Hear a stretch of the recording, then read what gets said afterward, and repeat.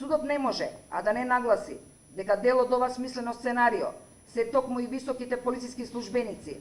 Имено, неспорно е дека е формирана оперативна акција платформа и неспорно е дека обвинетиот Митко Чавков е раководител на оперативен штаб и носител на златна команда, и истиот бил известен за тресењето на заштитните огради пред собранието, а потоа бил известен и дека масата народ е веќе влезена во собранието.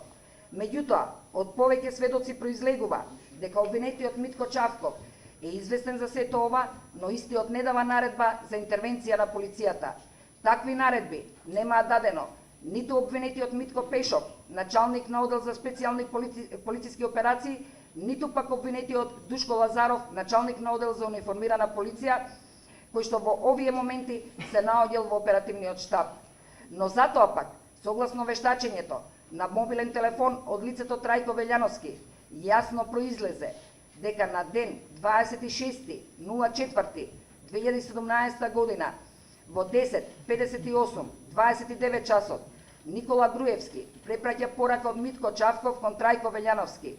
Пораката е со содржина: од Чавков: добро утро, директоре.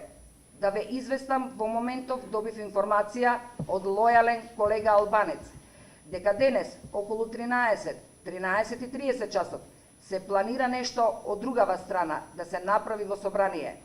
Дали инцидент, дали со сила изгласување на председател на собранието или нешто слично на тоа.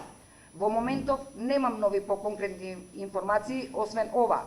Ако добијам, веднаш ќе ве барам. Од повеќе извори информации во тој правец.